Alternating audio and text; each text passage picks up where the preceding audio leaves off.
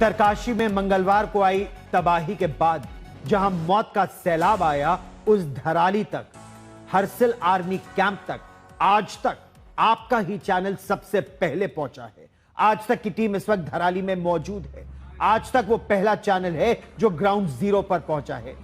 आज तक संवाददाता मंजीत नेगी की एक्सक्लूसिव रिपोर्ट हम आपको विस्तार से दिखाते हैं कि किस तरह से सेना इस कठिन ऑपरेशन को अंजाम दे रही है कि न केवल लोगों को बचाया जा सके, लेकिन जो वहां पर बुनियादी ढांचा है जो पूरी तरह से तबाह हो गया है, उसे एक बार फिर खड़ा किया जा सके। देखिए मंजीत नेगी की ग्राउंड जीरो से ये एक्सक्लूसिव रिपोर्ट।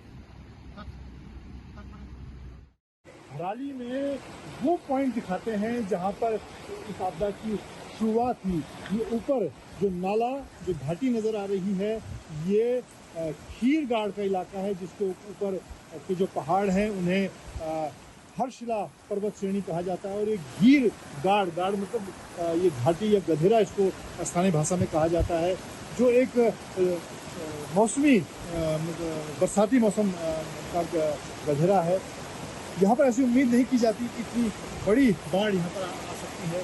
5 अगस्त को जब 1:30 बजे भारी सैलाब इस खीरगाड़ में आया, तो ये पूरा जो धराली का गांव है, दोनों तरफ, दाहिनी तरफ और बाईं तरफ, यहाँ पर कहा जा रहा है कि करीब 150 घर, होटल, रिजॉर्ट थे।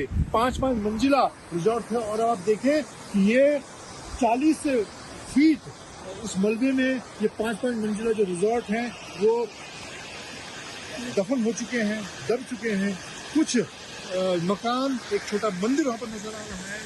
और लोगों का कहना है कि उस वक्त जब यहाँ पर ये सैलाब आया, उस मंदिर में पूजा चल रही थी।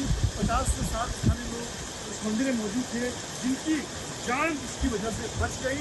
इसके जो लोग उस समय मंदिर में थे उनकी जान बच गई। आसपास जबरदस्त तबाही हुई है। उत्तरकाशी का धराली गांव पूरी तरह से तबाह हो चुका है। धराली में अगर अब कुछ शेष है तो वो मलबा, वो टूटे मकानों के अवशेष और वो मंदिर।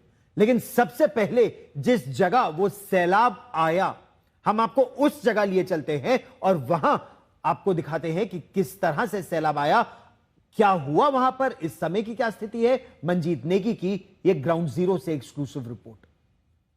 इस वक्त धराली में जो खीरगाड़ का मुहाना है, जहां से ये आपदा की शुरुआत हुई, ऊपर हर्षिला पर्वत से खीरगाड़ का ये जो छोटा बरसाती नाला है, इसने विकराल रूप धारण किया। और यहीं से जब धराली जो गांव और इस कस्बे की शुरुआत होती है, या मकान देखिए, एक मंदिर यहाँ पर नजर आ रहा है। और उस दिन जब 1:30 बजे के आसपास ये आपदा आई, तो यहाँ मंदिर में ज्यादातर लोगों की जान इसलिए बच पाई कि इसी मंदिर में, जो अब आधा मलबे में दबा हुआ है, यहाँ पर एक पूजा का कार्यक्रम था, जिसमें 40 से 50 महिलाएं पूजा कर रही थी और उनकी जान बच पाई।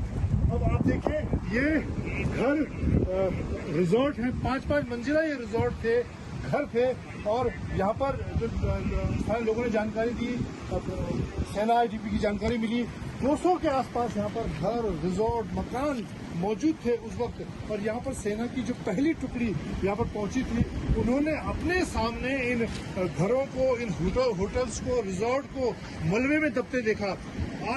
ये करीब 40 से 50 फीट मलबे में ये 5-5 मंजिला जो रिजॉर्ट हैं वो दबे हुए हैं। ये देखिए, ये कौन सा इसका मंजिल है ये पता नहीं है, लेकिन अब ये पूरी तरह से इस भारी मलबे के अंदर दब चुके हैं। पूरा जो एक छोटा सा नाला था, उसने विकराल रूप इस वक्त 5 अगस्त को धारण किया। और उसकी चपेट, उसकी जद में जो कुछ भी आया वो बहाते हुए ले गया। अगर इस इलाके को देखें तो ये गंगोत्री को जोड़ने वाला हाईवे है, जो करीब आधा किलोमीटर हाईवे पूरी तरह से बह चुका है, वॉश आउट हो गया है और कोई कनेक्टिविटी नहीं है। सामने माँ गंगा का मंदिर मुखवा है, जो शीतकालीन गद्दी है माँ गंगा की, वहाँ पर वो स्थापित होती हैं। और ये धराली गांव माँ गंगा का ही गांव है, जो गंगोत्री जाने वाले तीर्थ यात्रियों के लिए एक बड़ा केंद्र है।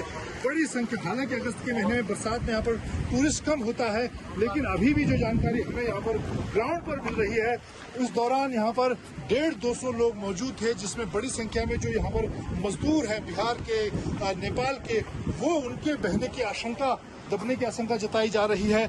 9 स्थानीय लोग यहाँ पर मिसिंग हैं।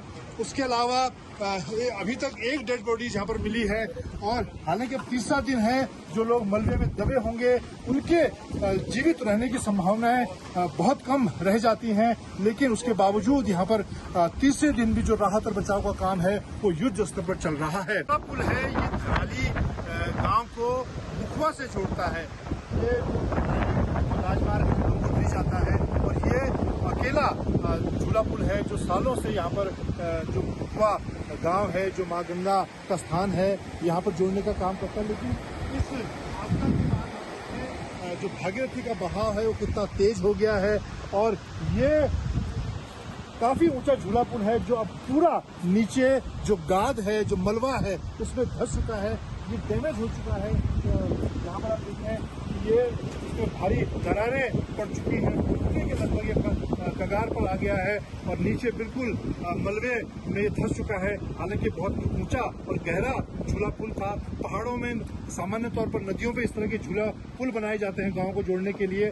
और फिलहाल आपदा के बाद सेना ने लोगों की आवाजाही के लिए, जो लोग मुखवा से आ सकते हैं उनके लिए यहाँ पर ये इस तरह की सीट बिछाकर एक रास्ता तैयार किया है लोगों को यहाँ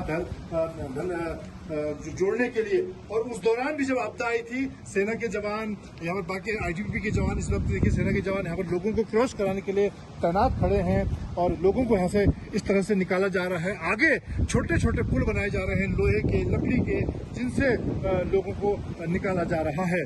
और ये राहत और बचाव का काम पिछले आज तीसरा दिन है, जहाँ यहाँ पर स्थानीय लोग, तीर्थयात्री, और उनको निकाला जा रहा है। इस तरह से एक पूरी श्रृंखला यहाँ पर बनाकर सेना के लोग, एनडीआरएफ, एसडीआरएफ के लोग खड़े हैं लोगों को निकालने के लिए।